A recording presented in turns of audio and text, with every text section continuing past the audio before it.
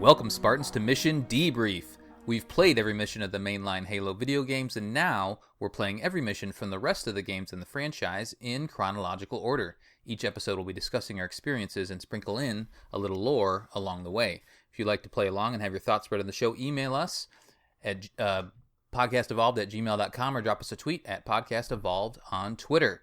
We'll be recapping our experience with Halo Wars 2 on the next episode. If you like what you hear and want to support the show, visit Podcast Evolved on Patreon. You can also receive a free audiobook trial by visiting audibletrial.com/podcastevolved. This episode, we're debriefing the Last Stand mission from Halo Wars 2.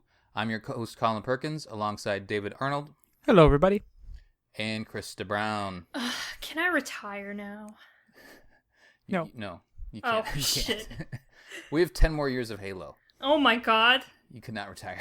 Oh my god, I'm gonna be like old then. Yeah, you'll be like in your late 20s. Yeah, I'm 15. Last mission was the Halo. Red Team was reunited with the new Halo. Wait, no, sorry, I gotta redo that one. They were not reunited, were they? They were Oh, reunited. they were reunited on the new Halo. Okay, so David, sorry. We're all good. Keep going. 2 minutes, 2:30. Last mission was the Halo. Red Team was reunited on the new Halo and were quickly thrown into defense of Alpha Base. The UNSC pushed back the Banish, but a new threat emerged. A Forerunner Retriever Sentinel. Alice 130, Douglas 042, and Jerome 092 helped destroy the powerful ship-sized drone, but more were deployed to slow down their progress towards accessing the control room. Battling both Banished and Forerunner defenses, the UNSC forces rushed to activate control nodes scattered throughout the area so Anders could take control of the Halo. Now, in Last Stand, while Professor Anders scrambles to disable the Halo's weapon systems, Red Team must defend the control room from one final onslaught by the Banished. Atriox throws everything he has at Captain Cutter in the Spirit of Fire Marines for fear of being stranded on the Ark. The date of the game is April 2nd, 2559. This is not only the last stand, but it's the last mission in the main campaign. Halo's dead. But it feels weird because we've come a long way, and we're not done yet. We're going to cover the DLC, so we have more episodes to share with you guys. But like from an official standpoint, this is the last mission. It just feels weird. We've come a long ways. We've been doing it for a while, but it's been fun. So thanks for listening. Thank you. Yeah, absolutely. So there is a little bit of a gameplay cutscene, but we'll do the mission briefing as we always do to start. David, do you want to take us through that? Sure. The mission briefing. So after Captain James Cutter, Professor, what's the update of the control room? Anders, I'm in. I think I've found the Halo's weapon systems, and once I've deactivated them, then I'll place the comms beacon. Cutter, again, keep us updated. Jerome, Atriox will be sending everything to stop us. You need to hold the line and protect the Professor in the control room until she's finished her work. Jerome then says, won't let you down, sir. Cutter, the clock's ticking and we don't have time to drop a base and build up. You do kind of have time. You totally could have built up a base. Anyway, you're going to have to rely on turret defenses, so keep them up and running. Fresh troops will be sent in directly from the Spirit of Fire as soon as they are ready to deploy, and I've got all the ship's weapon systems primed and ready, so we'll help as much as we can from up here. Cutter then says, okay everyone, let's get to work. Good luck. So a nice little positive, peppy attitude. Yep. Very nice. So just a quick recap on that. I guess, let me go through the mission summary quick. So it says hold out against Banished long enough for Anders to complete her mission. Okay, so and her mission is she's first going to disable the Halo from being able to be fired, which makes sense because just in case they aren't able to keep the Banished from using the ring or kick them off of the ring, then at least it's disabled. Not to say that they wouldn't be able to figure out how to. Yeah, they have Huragok on their side. Right. Yeah. So right, but she's disabling it, I guess, preemptively, precautionarily, so that it can't be used, and then maybe with thought of that it's going through slip space, so maybe something weird would happen in slip space. I don't know. And then the second, she has two objectives. She has to disable it, and then she also needs to place a comms beacon so that once the ring is transported, if we are able to do that, then it can communicate back to the Ark, and then they can send reinforcements. That's kind of what this whole big plan has been about. The scouting report is make sure you use the Spirit of Fire's full arsenal to support your troops. You won't have access to a fire base. We'll talk about that in a little bit. Objectives are defend the Professor and the control room from the Banished. Hold out for 2 minutes is the second objective. That's at the tail end of the mission. The optional objectives, keep the control room shield over 50% and kill the two brute warlords and stop their reinforcements. Bonus objectives are upgrade the turret deployment. I think it just must be one that you need to upgrade to, one of the specialties. And then kill the commanders, which are the warlords, within 10 minutes. Part time is 20 minutes. Scoring goals are 100,000 for gold. Silver is 42.99. Bronze is 13.39. And there are 2 skulls to unlock.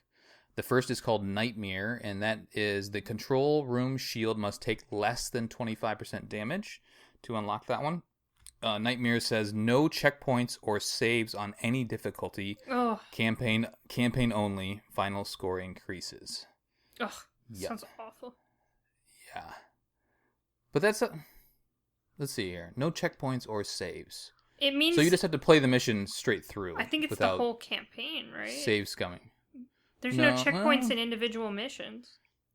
There are every once in a while. Whenever I go back to the saves, if I'll save at like a critical moment before I start building or something like that, there will be like an auto save. So I feel like the auto save is a checkpoint. Maybe. Anyway, then there's also another one called Shadow. To unlock that, you need both brute warlords and their reinforcements to be eliminated. So you just need to take out both of the brute warlords, which is one of the objectives. Shadow has all infantry units start cloaked. Final score decreases. Interesting. All right, Krista, what do we have on the battlefield? What's in the toy box? Yeah, just a couple things, just a couple tiny things. We have our hero units, Alice, Douglas, and Jerome. They're all hanging out. We don't have a fire base. Your units just drop throughout the mission, which is kind of cool. Yeah, so you got to keep them alive somehow. Yeah, and you get all the units, every single one. You do all units. Oh, and also you get the super special units. You get Grizzly tanks from Halo Wars 1. Totally forgot they were in this. Also, you get something else, and it's called the Condor. And if there was anything that could steal away the Vulture for me, as my one true love, it would be the Condor. That thing is like a super pelican. It's it's incredible. Mm-hmm. Yeah, it's super cool, and you get one of them eventually. We'll talk about that in a little bit. And yeah, it does lots of damage. So enjoy that in this mission if you didn't already. What else you got? We have all of the Spirit of Fire abilities fully upgraded, which is like amazing. Yeah, that was nice. You didn't have to deal with any of the points. Oh yeah, it's like perfect. That. Mm-hmm. And then you have a new Spirit of Fire ability called Close Air Support. I didn't use it. You didn't use it? No. Oh, it's amazing. Oh, Krista, it's so good. It's like a bunch of pelicans come in, right? Yeah, they just circle. Yeah, I should have used that on the Scarab. I didn't think to do that. It's you just like put it in a point somewhere on the map, and they'll circle around, just kill everything. It's great. And banished units, all of the banished units, especially scarabs. Multiple scarabs, yes. 2 scarabs, I repeat, 2 scarabs. Except there are 3. Right. Oh my god, it's better than that mission in Halo 3. All right. Yeah, well, it is. It's more scarabs, actually. Yeah, the more scarabs, the better. We all know that. If you want a mission to be good, you just add more scarabs to it. Absolutely. So the mission then starts with, it's got some good music going on. We kind of pan up to the discussion between, Red Team and Cutter and pretty much everybody's talking in this throughout the whole mission to each other, communicating like, hey, we got to stop the Banished from getting to this control room, and the control room has a nice little bubble over the top, so a little shield, and your main objective is just to stop them from taking down that shield. If they take down that shield, mission's over. You gotta restart it. Andrew's dead. But the interesting thing about this one is you don't have the firebase, as Krista mentioned. You just get fed units. Well, you start with a good number of units, but then you slowly throughout the mission, you're fed units. So you need to do your best to kind of split them up into different squads throughout the mission, and keep them alive. Use all your Spirit of Fire abilities that to maximize how many units you have on there to deflect the Banished, and eventually we get a hold out. So I'm curious how it went for you, David. How did you enjoy this mission? Did you like doing this versus like the base building? We've been learning. Yeah, I found this mission complete and utter fun. I thought it was brilliant. Nice.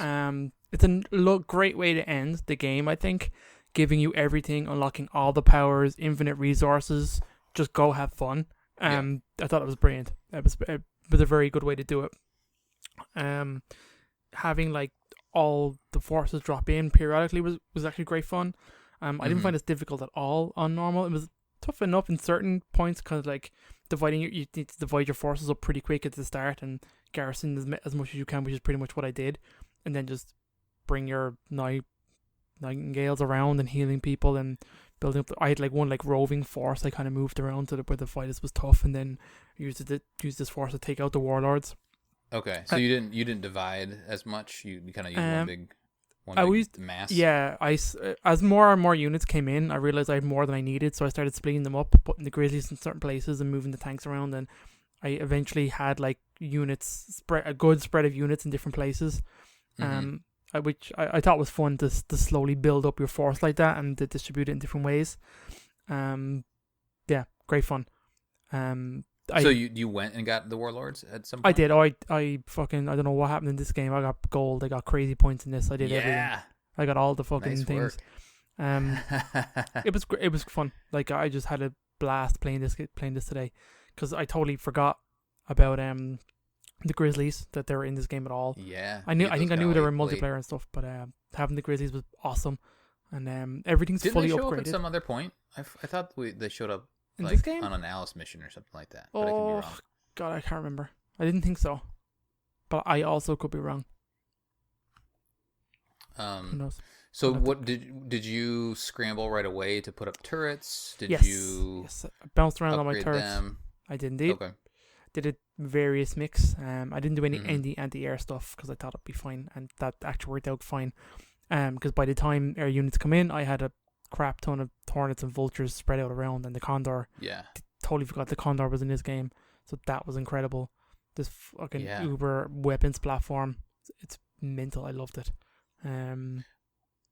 What about Spirit of Fire abilities did you use the most? I used a lot of turret drops. ODSTs every time I could think of it. I just banged them down everywhere.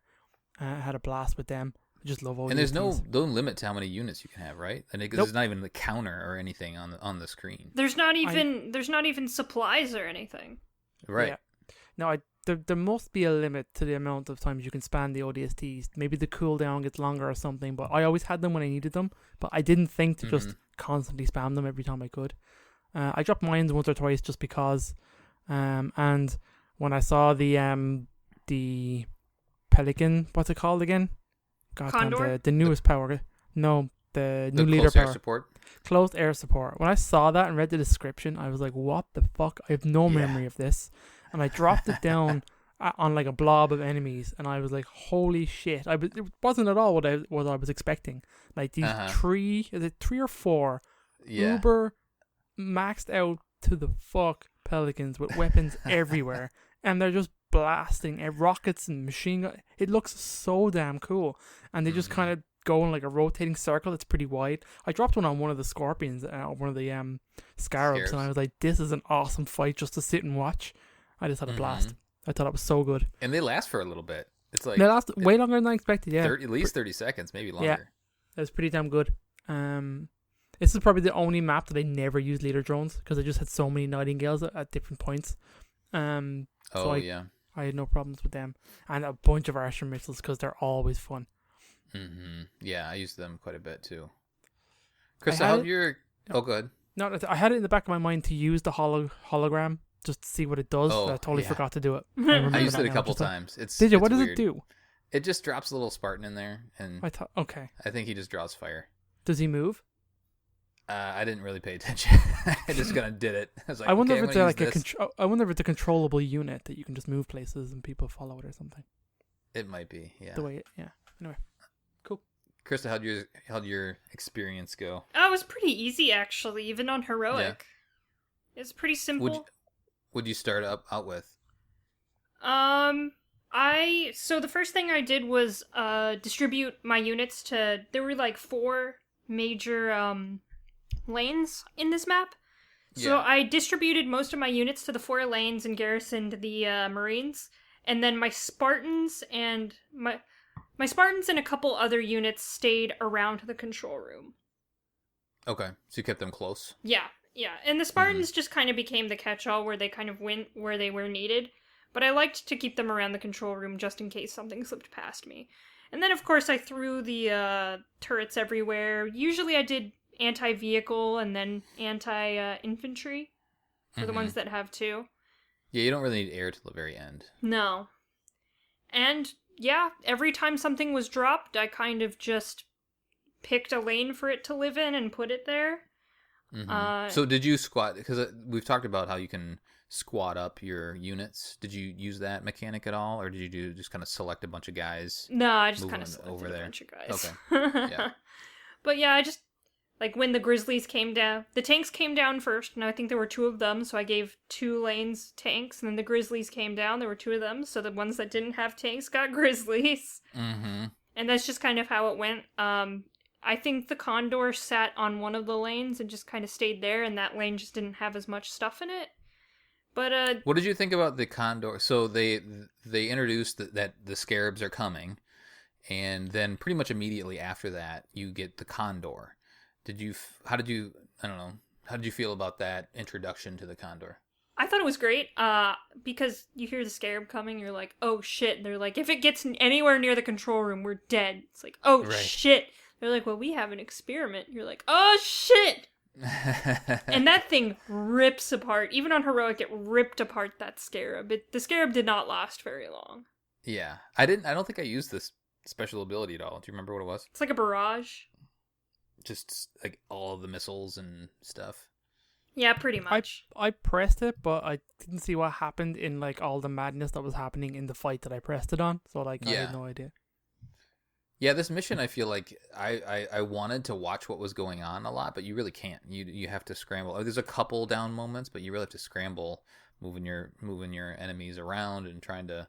I don't know. It's almost like the old cartoon where the waterfall has a hole in it, or the dam has a hole in it, and you go plug the hole, and then like another hole pops out over there. So you have to constantly like move your armies around. That's a good analogy. But yeah, it was pretty much just putting those units in those lanes and just kind of waiting. It wasn't that hard. It was a lot of fun though. Mm-hmm. Yeah, and did you do the warlords? Did you go take those guys out? No, it was heroic. I was too lazy to do that. You just left them. Yeah. Did they? So they didn't come out. They just hung out there. No, they just hung out there, I guess. In their corners. I didn't really see them at all. Yeah, I played it on both normal and heroic. I took out the warlords on both.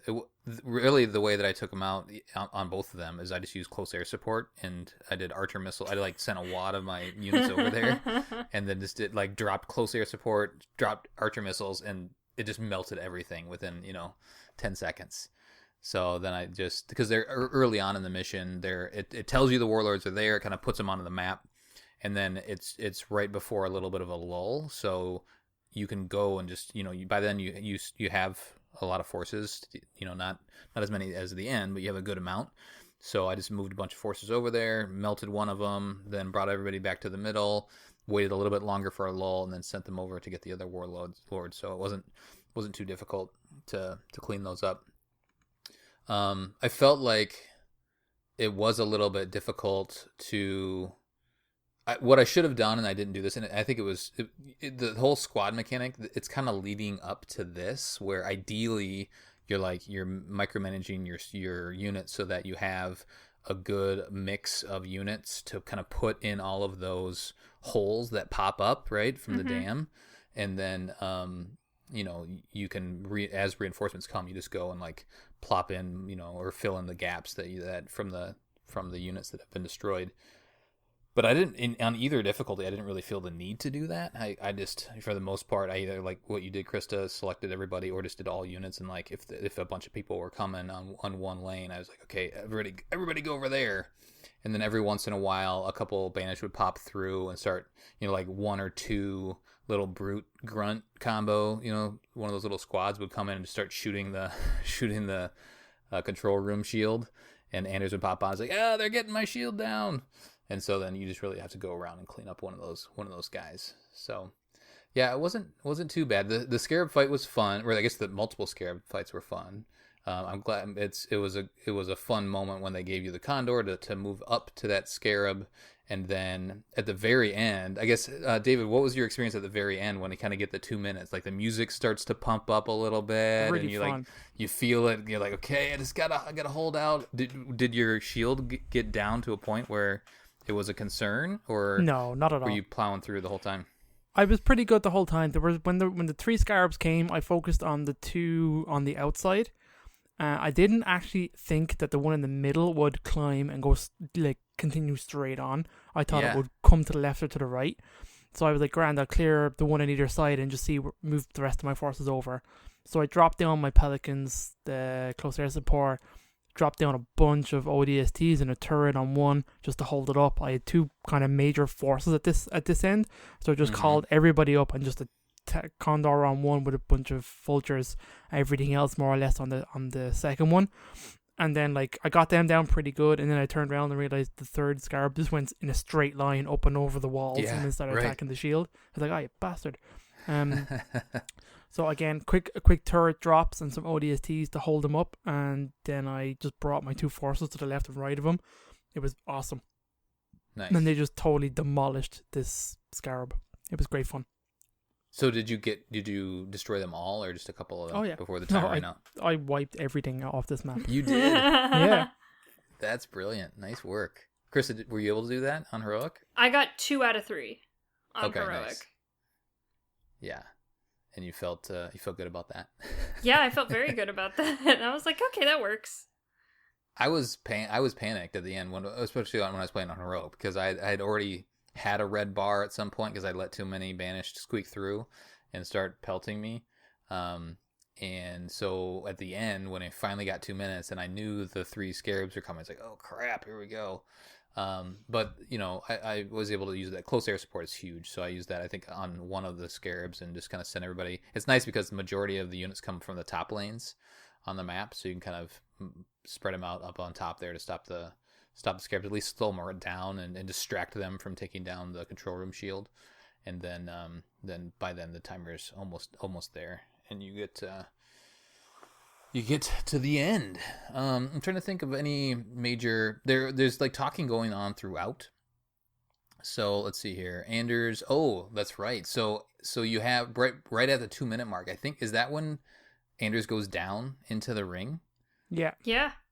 So No, she disables. She initially disables the weapon system, and then she says she plants a communication. What does she do?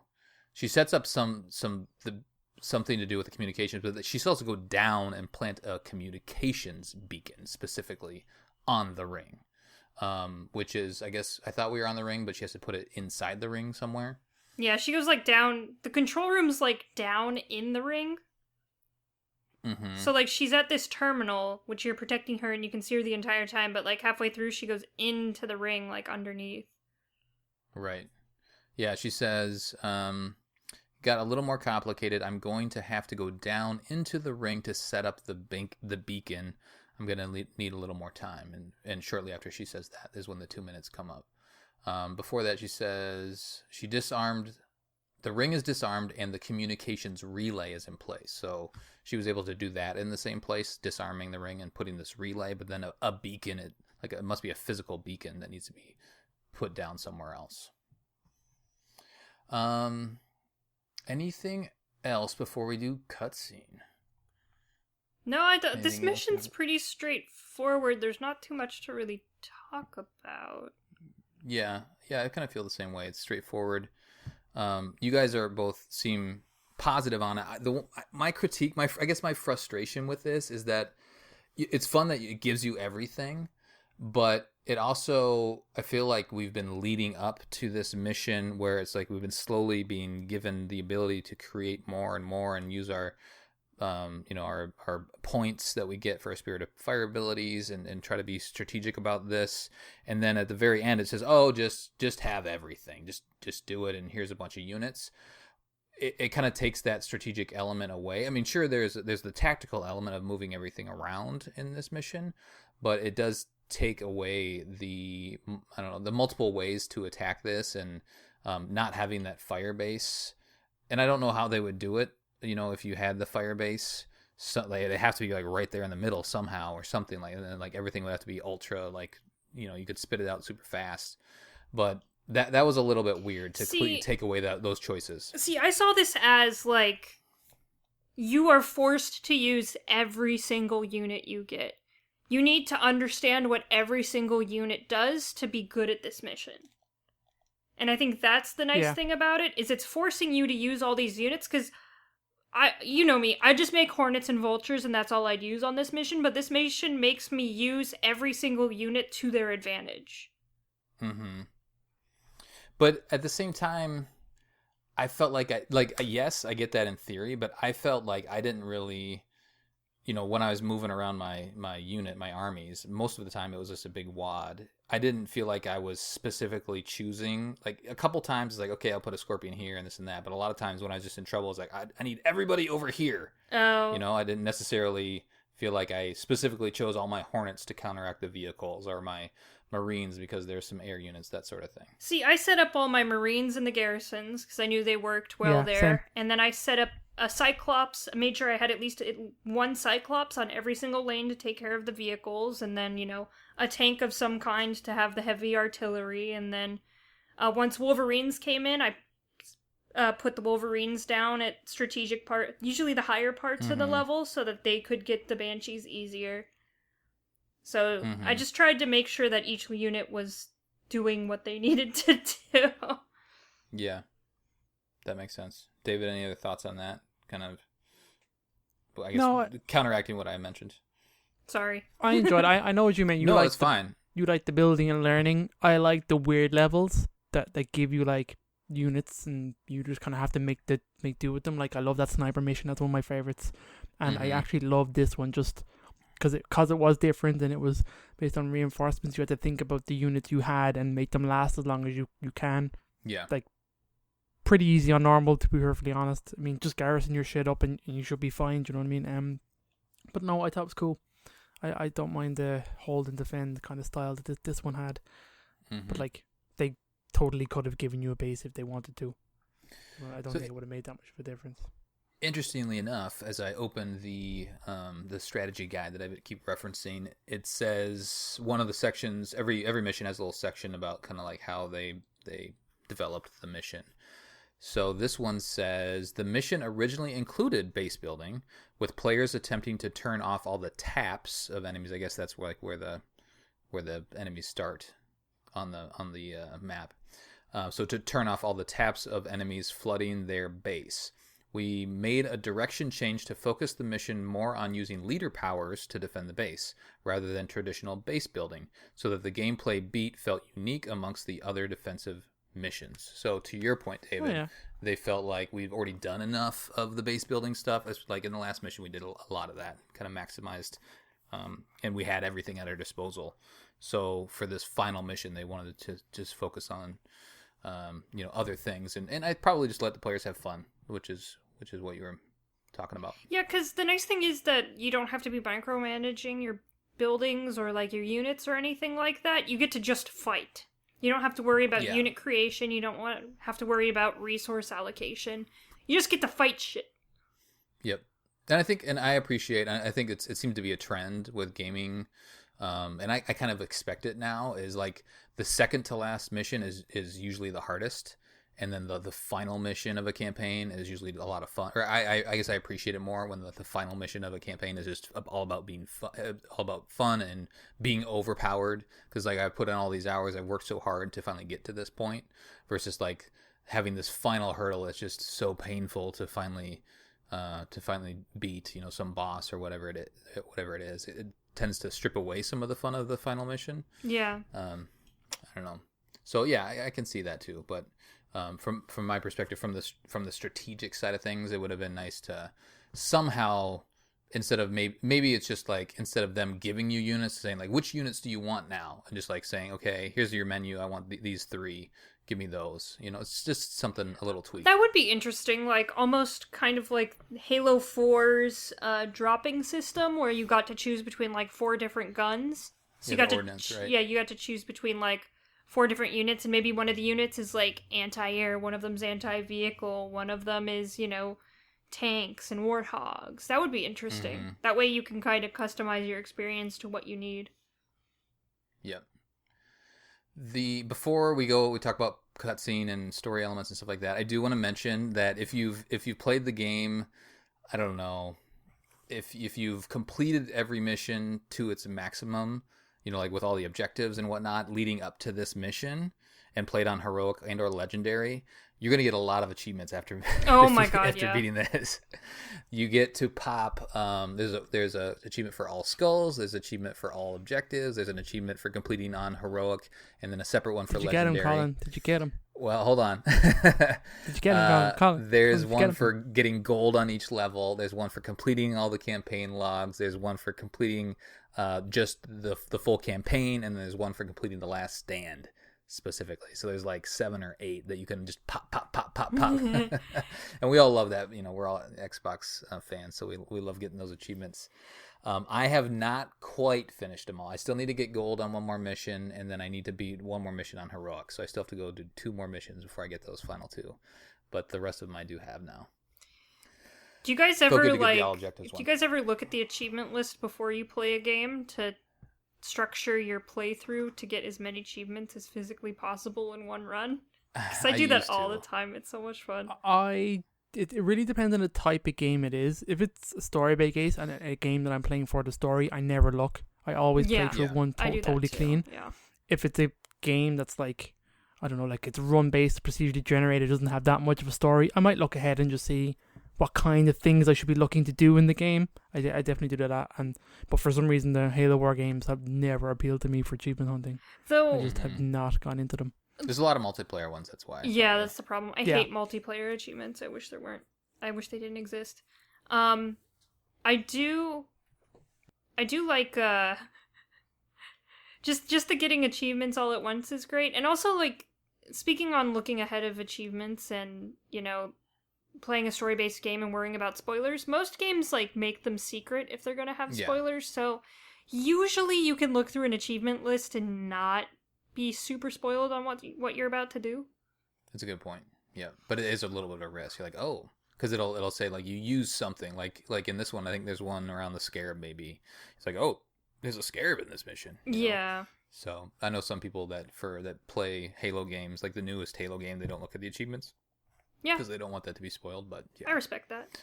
Yeah, but so yeah, I gotta go do a little bit of cleanup, and then I'll probably get some of the multiplayer ones. There's some Blitz ones and some other stuff that I'll probably attempt to get.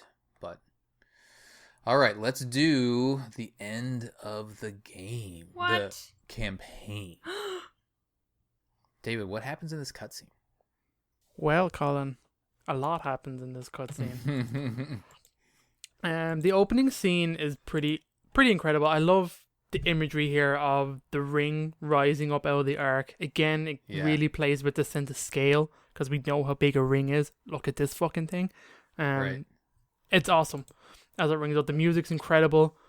It kind of zooms in and turns and it shows like a battlefield. You see like the Banished fighting in woods and stuff like that. There's different vehicles and stuff launching. They're fighting the humans. It looks like they're kind of losing a little bit. They look kind of retreating. Artillery kind of comes in. That looks really awesome. All these kind of warhogs pulling up, and I've always loved the imagery of the pelicans coming in and dropping stuff off. That's just it's always good. And then that's especially when they show the weight, just like and you shaking. feel it, and I love that. Yeah, it's coming in, it's dropping scorpions, and they're immediately firing, and it's a cool moment. And then Jerome comes in and kind of jumps off his well, it might be Jerome. It's kind of impossible to tell, and he's just like there. Kind of like he pops a BR, I think, over his shoulder, and he just kind of says, "Yeah, we're here. We're out of the range." Then it cuts to like Anders in the control room, in the coolest fucking control room of all the Halos. Yeah. And she just seems to have an instinctive knack for this because she's quite good. She pretty much dials up the ring. She with her fingers draws like around the banished forces. And it looks like then that the system automatically just cordons off the appropriate section in like this weird shape. And big shields kind of come up and separate the banished forces from the humans. And then you see her, like a bristleback kind of like shoot at it and it doesn't do anything. And then you see her just kind of like, I hope this works. And she picks up in the hologram that section. And you just see it cutting to like what's happening. And she's just pushing it out. Like ejecting that section of the ring, and then she kind of pauses for a sec, and I think she kind of like really obviously the weight of the moment because she just kind of says, "I hope this works," and she just flicks it up, and then it cuts to this amazing scene of the human soldiers watching this big lump of earth move up of the ring, and it's just like it flies up, like the force of it is incredible, and the guys are just like, "What the fuck?" It's so cool. It cuts to space and it cuts to silence, which I love. I love it when things do this. And you just see the segment small, break apart, like a little piece of dust. And you're like, there are like hundreds of units there just murdered in space. She just murdered them all. Yeah. It's so cool. Awesome. And then pretty much the troops kind of bugger off. They're getting off the ring because the original plan real quick, is my only, I guess, question about that is like, all these banished, weren't they all around the control room? Yeah, so, I was thinking that. It's not super clear where the control room is in. Maybe they were reinforcements heading to the control room or something. Sure. I know it kind of looked like humanity was evacing. I'm not like even before this. I don't know. It's a weird structure the way they showed like, this. At the very end of the mission when we were playing it, like, hey, we're all in the clear. You're up, Anders. So. Yeah, I'm not really sure. It's the geography's weird there. But it pretty much then comes apparent that like Anders is not going to make it. She can't get out, and when it cuts them back to the screen, like she can't get out to the drop point. It's so fucking badass of watching this ring go into a slipspace portal. Yeah. And Cutter is like, "What's happening? Get out of there!" And you can see her message kind of breaking up. She says, "I'm going to try and get the message out. I'll make sure the beacon goes on. I'll try and find my way back to you." And then she's gone. And then Cutter has like a moment or two of like, "Fuck." And he's like, right, Isabel's like, the rest of our forces are 5 minutes away. He's like, pull up the map. We got work to do. Yeah. And it's just him showing. And then it has a cool transition of his map turning into Atriox's map. And then he's just like smashing the thing. He's pissed off. He's angry. And then he kind of turns around and walks towards the edge of the cliff, which turns out is the sequence. We've seen this shot before of him just kind of surveying like all his forces out in front of him. And there's a crap ton of them. So it's just to kind of give you a thing that like the forces are still here. The battle is not yet won. Do you know what I mean? It's pretty cool. It's like a to be continued moment. Yeah. Yeah, it totally is. It's a finish this fight moment of Halo Wars. Yeah. But it's pretty damn cool. I have to say, like, overall, there was a cool bit of dialogue between Cutters and Aatrox at the end of the mission as well. I thought that was pretty cool of them just like quipping back and forth, like Cutter like totally in like the vibe of like, I've won. Do you know what I mean? I've taken this from you. And there was actually only one line from Atriox. I forgot to mention that, but it says, let's see. Oh, Isabel says that Atriox is on the comms, and so this is again during the gameplay. And Cutter says, okay, put him through. Atriox says, you think you can stand against me, I, who defied the Covenant itself? It's an interesting line. So he's got a lot of hubris going on. But But still, one of the frustrations that we've talked about throughout the entire thing, we still don't know his motivation. We still don't know that. Maybe the Phoenix log that Krista has will Nope. bring a little bit more of that to light. But he's feeling like I can't be stopped. I defeated more or less, or defected effectively from the Covenant. So how are you gonna stop me, or how are you gonna put up a fight against me? Like this, bitch. Boom. I totally forgot about what happens next. Like, I have no memory of it whatsoever. Oh, really? Okay. Do you want to talk about it straight away, or do you want to say anything else? Yeah, no, I think let's talk about that, and then we'll do trivia stuff. So this is the stinger. This is the post credits. So the credits it ends, play, and then we get post credits. Yeah, you push the button to skip the credits because that's what we do. I always watch the credits on the first playthrough. Good for you. I do sometimes too. And read the names and remember everybody that memorize. No, I just let it roll and just enjoy the ambiance and enjoy picking out a name or two and being like, oh, I bet that person's really cool. Yeah, well, that's true. I mean, as you should. I mean, everybody needs their due. There's a lot of people that make these games, so you should at least have a chance to appreciate that. I think that's why people don't watch the credits, because they're like an hour long on most games now. Yeah, they are a lot. Mm-hmm. They're pretty hefty. A new cutscene plays. It is the ring going through slip space, which is fucking so cool. It is so cool to see a ring go through slip space. This cutscene plays on any level. So this isn't the legendary ending. There isn't a legendary ending. This is just the post-credit ending. Yeah, that's get. Cool. It kind of and then it shows like the surface of the ring as well, like all these trees as you're going to slip space. It shows Anna's in the control room, and then it kind of like she gets kicked out of slip space, and she's like, "What the hell happened there? How did we get kicked out of slip space?" And like a lift just kind of flows down. So she walks onto this lift, comes back up to the surface. You see her walking down in the mud, and then like a blue light, loads of like wind and stuff moving around, and then she goes, "I think we would have been safer on the Ark." Yes. And again, it kind of pans up to a Guardian, and I was like, "What the fuck? I don't remember this." So good. No, I love that shit. Yeah, what a tie into Halo 5 there, man. That's awesome. Yes. I did not remember this. I don't know why, but that's just such a cool thing. So it kind of makes you think about like all the potentials going into like Halo Infinite. Like, does Cortana have control of this ring? Right. Do you know what I mean? I also think that it kind of solidifies the point that Atriox and Cutter are not getting off the ring anytime soon. Yes. Right.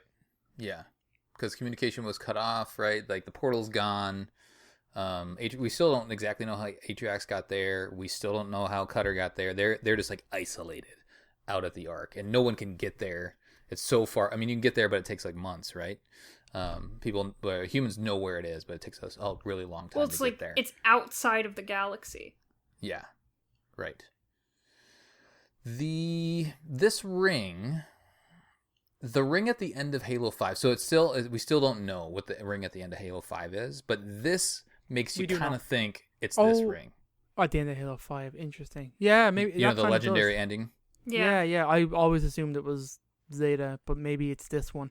Because I was also thinking today, like, it makes way more sense for this to be the ring in Halo Infinite. If the Banished is on it, like, there are so many easy ways that you could have linked this game to Infinite, with, like, you fighting over this ring that suddenly appeared in a period of space where there wasn't one. Like, it makes sense that, like, Cortana would rush to it, that the Banished are already on it, that humanity would run to it, and right there you've got, the Banished aren't on it anymore. Fighting. No, but I'm saying they could have easily written them in and let them remain on this ring, do you know what I mean? And have it teleported out. And then have humanity fight over it and then lose or whatever. But that would have been cool. Yeah, I was talking to Chris Aiken a little bit before the recording of this, because he's our, Halopedia deep lore expert.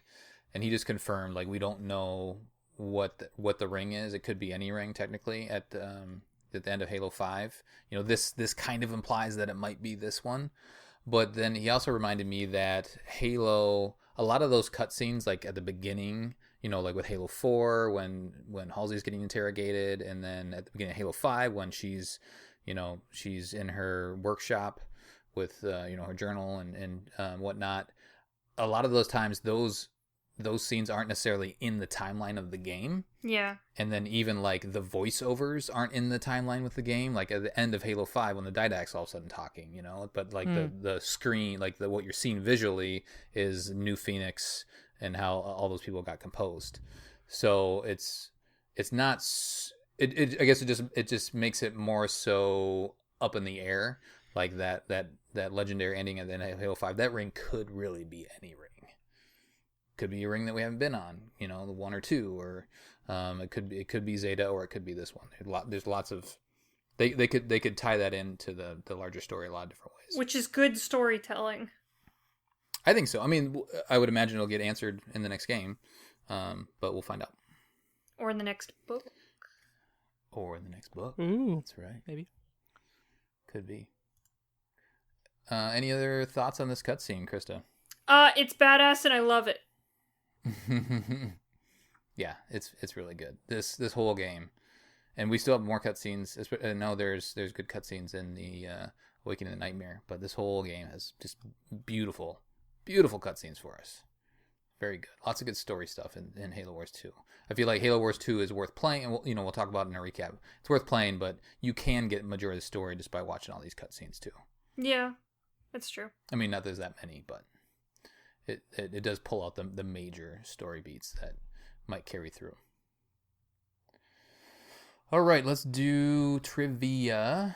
What do you got? Trivia. I have not the greatest of stuffs, but here we go. This is the only level where the G81 Condor gunship appears in the campaign. Duh. Okay. This level is similar to From the Deep, where Alice 130's base is surrounded by the Banished. Not really a piece of trivia to just make comparison to previous levels. Anyway, this is the only level where the player gets infinite population and resources, as units will keep being reinforced through LZs, and the player cannot establish a fire base on this level. This is the only level where the player has to deal with multiple Banished super units.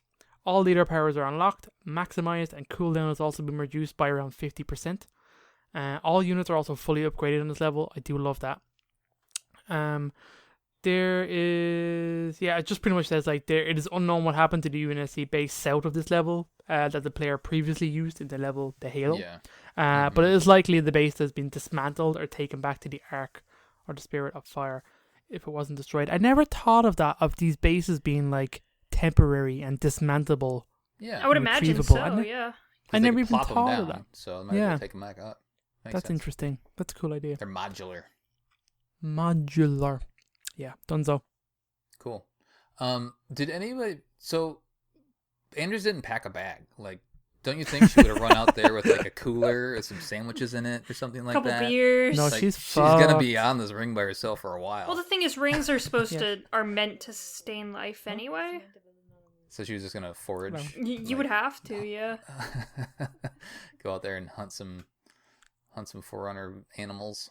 Yeah, or you just find strange berries and mushrooms, and you just eat them and hope they don't kill you, you know. She's resourceful. I like that. I'm sure you can make things. What's the Phoenix log have to say, Chris? I'm so curious. All right, the Phoenix log is called Beyond the Edge. Captain James Cutter, SN 01730583992-JC. Spirit of Fire, date 4/2/2559. Once again, I say goodbye to a colleague and a friend. The new Halo installation has disappeared through the slipspace portal, far out of the reach of Atriox's hands, but it took Professor Anders with it. I know the professor will be okay. Her intelligence and resourcefulness will see her safely back to her lab in no time. But I will miss her, and our family is a little smaller without her. There's plenty to keep us occupied here. The portal to Earth is still closed, and as far as I'm concerned, it should remain so until we fully evaluate the threat the Banished pose to it. However, I have ordered Isabel to start investigating the portal's controls in the event that we need to open it, or close it in the future. The Ark is our new home for now, and the Banished threat is too great to leave it unguarded until we establish contact with the UNSC forces back home. For now, Atriox seems to be licking his wounds, but we know he still has forces active in the darkest corners of the Ark, and it won't be long before he mobilizes them once again. This time we'll be ready for him. Yes, I have said goodbye to another friend, and we are again cut off from the rest of humanity. But this time it's different. We know that the Covenant War has been won, and the new future awaits us back home, perhaps our families as well. For now, we have a purpose, something to fight for, and we'll do it together on our new home. Nice. That's weird to bury that like that. That would have been a cool. That should have been the I end think. cutscene. I don't know like why. a voiceover. Yeah, Mhm. they totally could have done that better, I think. Yeah, maybe it was supposed to be a cutscene. They just couldn't figure it in or something like that. But it's so sad. Yeah. Well, and so the final cutscene, I guess, before the ring thing, it shows how many forces the Banished have. Like, they have an overwhelming amount of forces still. So it's not like Cutter's going to go toe-to-toe with Atriox while they're both there. But the Spirit of Fire is, like, floating safely above the That's what I'm Ark. going to say. At least now he has the advantage of, being the only starship in the system, I think. Right. So Unless they Atriox have it, figures out how to activate some Forerunner ships that are down there. But in theory, they're safely floating above while the Banished are down below, all pissed off and grumbly. But they also could be figuring out secrets. And so I would imagine, from here, Cutter's would do a similar campaign against Atriox, where he'd basically like slowly chipping away at him and things like that. It's pretty much exactly what we've been doing.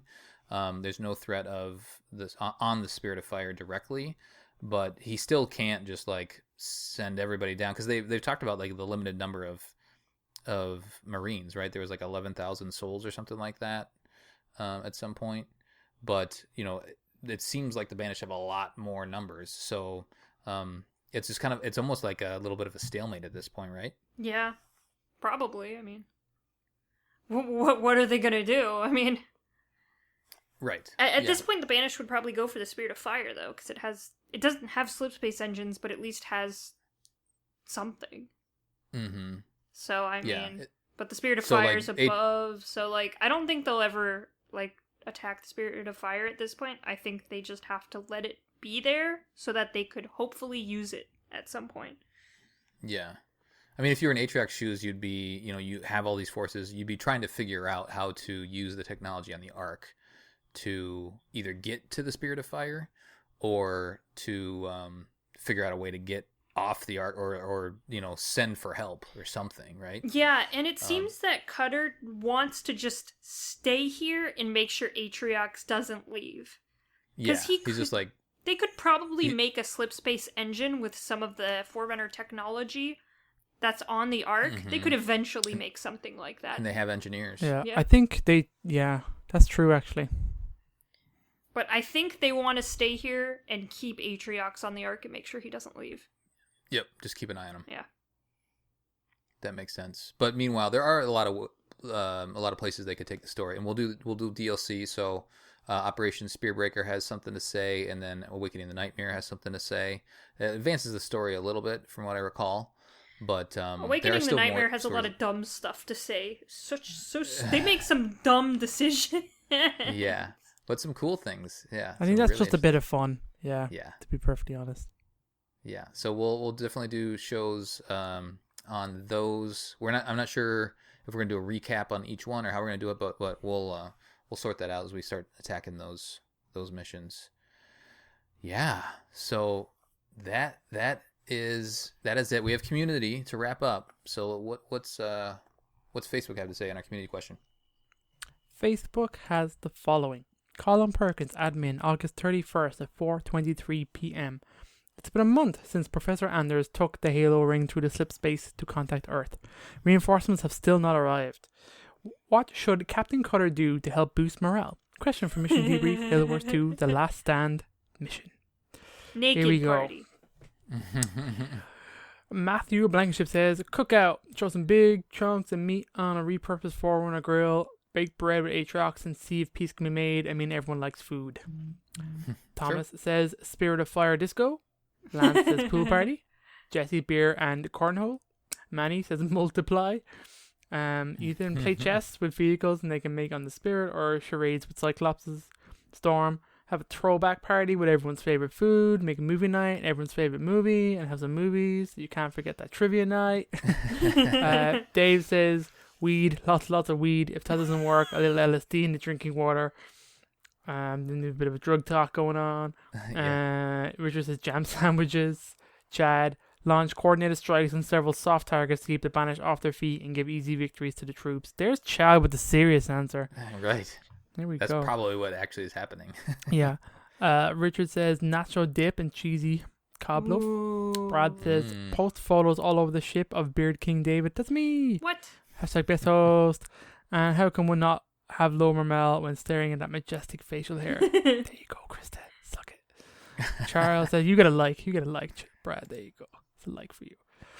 And Charles says find a landing spot away from hostile territory on the Ark and set an or base on the beach with heavy AA defenses as well as long-range rhino positions. Boom, safety has been established. Now it's time for a lovely day at the beach. That sounds nice. San Diego says Spartan can dance. Lucas says get Samuel and motherfucking Jackson to come and explain why they need to get Chief's Warhog back. I think that was a weird E3 thing they did.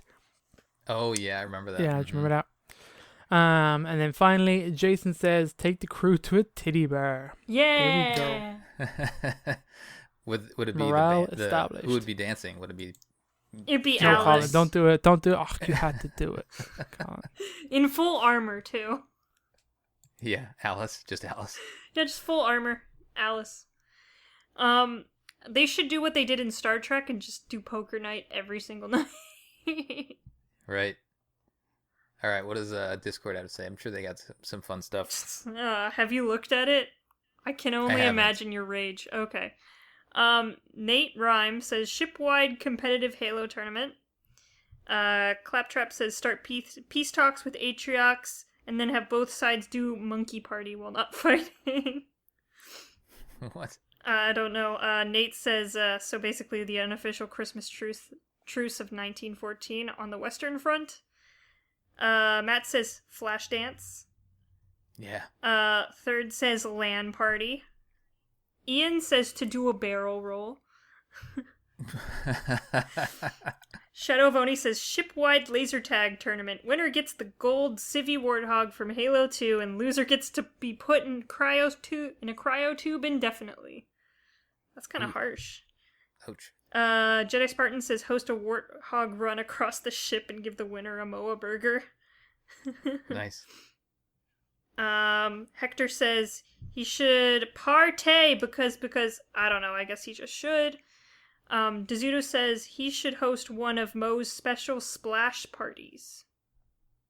I'm not sure what that is. I don't know. Sounds good. Splash parties. Shadow of Oni says a party in honor of the best host, Colin, ... Wait, no, I mean Krista. And at this point, everyone commented with my uwu face emote. There's like 30 of them. Right? And the emotes just keep continuing. I'm still scrolling. Nate says, you better mention this shit, Krista. And then Shadowvoni says, if Krista doesn't mention this, then we simply vote her off as being the best host. No, wait, she will probably still be the best host. So, there you go. That's what happened. I saw all the emotes and I'm like, oh my god, if Colin sees this, I can just see the rage building. Now I need to go check it out. Yeah. Don't delete them. I want to see. I won't. See I the won't. fun. It devolves very quickly. All right. Well, thanks for everybody for participating as always in the final mission of the main campaign of Halo Wars 2. That'll do it for a debriefing of the last stand mission from Halo Wars 2. On the next episode, we'll be recapping our coverage of this main campaign. Send us your thoughts at podcastevolved@gmail.com or drop us a tweet at podcastevolved on Twitter. You can also support the show by visiting Podcast Evolved on Patreon. And don't forget that free audiobook trial. Visit audibletrial.com/podcastevolved.